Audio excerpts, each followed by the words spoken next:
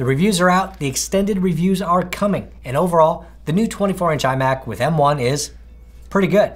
So it's not perfect, but there are a few things that you can get, a few new accessories that can make this new iMac even better. Hey, I'm Jerry, and right out of the box, the new M1 24-inch iMac comes with everything you need to get started. I mean, it's an all-in-one, right? So obviously, you get the computer with the M1 system in package, which has the processor, the GPU, and the memory. You get a beautiful, class-leading 24-inch 4.5K display that almost no third-party display makers can match.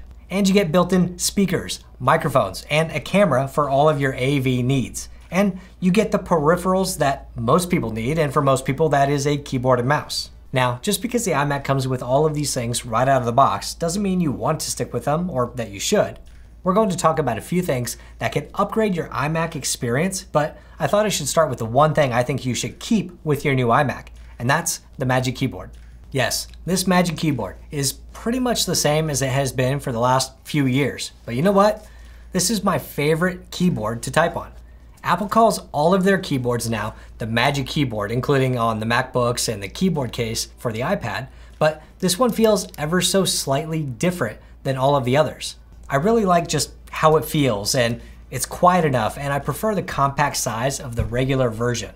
New to the 24-inch iMac is the color matching of the keyboard and the iMac, and the new function keys, which include search, dictation, and do not disturb, which is the best function key in my opinion. I don't need my Mac alerting me every time I disconnect an external drive, so I leave DND on as much as possible, and having it right there to be able to re-enable if it ever gets disabled from a reboot or something is really convenient.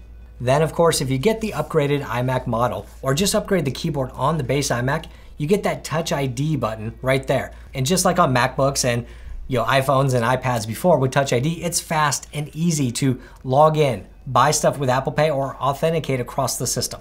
Next to the keyboard, most people have a Magic Mouse, but I think that the Logitech MX Master 3 is a far superior mouse that I've been using for most of the last year. I find it more ergonomic in my hand, which causes less fatigue throughout the day. And when you buy the non-Mac specific version, you have the option of using this little RF receiver, dongle, or Bluetooth, and you can connect this mouse up to 3 different devices by clicking the button on the bottom to switch between them. On the top of the MX Master 3, you do have a scroll wheel, of course, like you would expect, but you can actually change this between being a clicky wheel and a free scrolling wheel just by clicking this button right here, and that'll switch it back and forth between being clicky and just free scrolling. In the free scrolling mode, you can just flick your finger and whatever page or dock you're on will continue to scroll, just like when you flick your finger on a Magic Mouse or the Magic Trackpad. On the side is a horizontal scroll wheel, which you can use for going left and right on a web page, but you can also use it to swipe away notifications or even archive email in specific mail applications. Below the horizontal scroll wheel, you have these buttons right here, which normally are used for going backwards and forwards in a web page, but they are customizable. You can customize them per app or per the system. So if you want them to do something completely different, you can do that. And then on the bottom, you have this little function button right here, which works as gestures inside macOS. So if you want to switch back and forth between full screen apps, you would push that down with your thumb and go left or right to go between full screen apps. You can also hold that and go up to expose. You can also customize that however you want as well. To me, the MX Master 3 just feels more fluid in everyday use than the Magic Mouse, and I never feel the urge or the need to go back. On the other side of my keyboard, I do like to keep a Magic Trackpad just to change things up. Sometimes I want to give my right hand a break and just use my left hand, or I want to use them simultaneously, and when I'm moving around over here, I want to zoom in or switch between apps, I can do that really quickly with my left hand.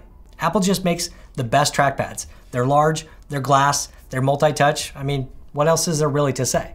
Now, when it comes to expanding what you can do with your new M1 iMac, you have a couple of Thunderbolt and USB ports on the back, depending on the model of iMac that you get. And if you want to connect more, I would definitely pick up something like this, a CalDigit TS3 Plus Thunderbolt dock. With a single cable to the iMac, you can add 15 additional ports to your new computer, including 5 USB-A ports, 2 USB-C ports, Thunderbolt, DisplayPort, SD card slot, and audio in and out. This is really the one dock that can do it all and brings everything back to the iMac that Apple removed for inexplicable reasons, like USB ports and the SD card slot. but it also allows for connecting the other devices I'm about to show you.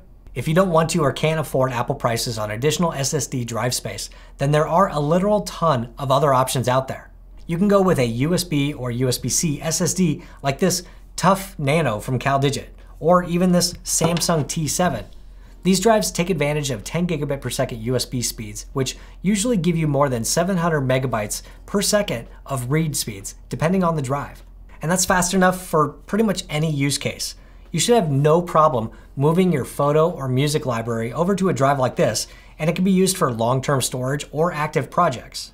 Now, if you want the fastest storage you can get for your new iMac, then you need to look at a Thunderbolt drive like this Envoy Pro FX from OWC, which actually beat 3 other Thunderbolt drives on M1 Macs in my testing. And if you're interested in that, you should definitely check out this video up here. But a Thunderbolt drive can get read speeds that are 4 times faster than a USB SSD or more. This Envoy Pro FX is the most consistent drive I tested, and it held its speed over a consistent long-term reading and writing test where other drives would slow down as they heated up. So again, there's tons of options out there for external storage for your iMac without paying the Apple tax. You can get an SSD like this that's USB or USB-C, or you can get a Thunderbolt SSD. This one's gonna be cheaper, this one's gonna be much faster. Apple built a whole new speaker system for the new iMacs that sound really good. They are clear, but they're small. They have 2 force-canceling woofers on each side, but you can't feel them. If you want a bit more oomph in your sound, you need to check out these Kanto U2 speakers. Each of these speakers is 25 watts with a 3-inch woofer and a 3/4-inch tweeter, and the amount of sound that these guys kick out is just miles ahead of anything Apple can build into their all-in-one. They actually connect to a computer via a USB DAC to produce its own sound, and allows you to adjust the volume with the built-in volume controls on the Mac. The speakers connect to each other with a pair of regular speaker wire, so you can separate them as far as you want for a true stereo sound. Now, these are not the cheapest speakers, but around $240, they sound fantastic. You get a good amount of bass, and you get a good amount of high end, and you get that real stereo separation with enough power to actually feel the music. With the M1 iMac, you can connect a single external display for expanding your virtual desktop. This Samsung UR55 is a decent 28-inch IPS display that won't break the bank at around $350 or less when on sale. It's a 4K panel that works really well in conjunction with the 4.5K display on the iMac. I have it connected via DisplayPort through the CalDigit TS3 Plus, but you can connect via HDMI as well if you want to, if you have the correct dongle. This Samsung panel looks good. It does not get as bright as the built-in panel or have the same P3 colors, but with just a couple of changes like bringing down the red, the panels look really good close to each other for regular, everyday use. Design-wise, it's pretty minimal with tiny bezels and a minimal chin. It comes with a stand that's not adjustable in any way, so I attach it to a cheap monitor arm so that I can line it up exactly the way I want. So the last accessory I want to recommend is a stand for the new 24-inch iMac. Unfortunately, Apple did not change the stand design at all or allow for a height adjustment on the iMac, and if you're anything more than 5.5 feet tall, then you'll be hunching over to look down at your iMac. For ergonomic reasons, this Calibri bamboo stand is great. This stand raises the iMac up about 3 3/4 inches off the desk and is about 20 inches wide and 9 inches deep. I'm 5'6", and that Calibri stand raises the iMac to the perfect height for me, where my eyes line up with the top third of the screen, so I sit up a little bit straighter and I feel better throughout the day. The space underneath is perfect for adding some of the things we talked about, like a Thunderbolt dock and external storage, keeping things a little more tidy and clean on my desk. So those are the accessories that I'm using today with my new M1 iMac. The iMac is a fantastic computer, but things can always be better, right?